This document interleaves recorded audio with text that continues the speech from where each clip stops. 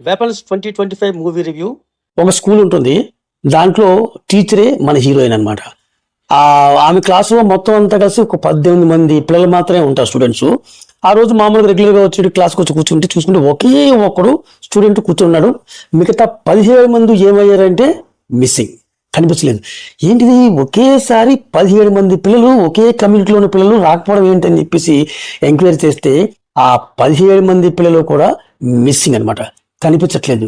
ఏమైపోయారంటే ఏదో అలారం కొట్టినట్టుగా రాత్రి 2:17 ఇంచుమించు అంటే 2:17 ఆ సీసీటీవీ ఫుటేజ్ రికార్డ్ అయింది. ఏంటంటే ఏదో ఎవరో తరిమినట్టుగా, ఏదో భూతాన్ని చూసినట్టుగా ఒక్కసారిగా ఆ ఇంటి గేట్లో నుంచి పరిగెత్తుకుని పారిపోతూ ఉంటారు. ఆ పారిపోయిన వాళ్ళు పారిపోయినట్టుగా కనిపించలేదు. ఏమైపోయారు ఏంటి అనేది ఒక పెద్ద మిస్టరీ అనమాట.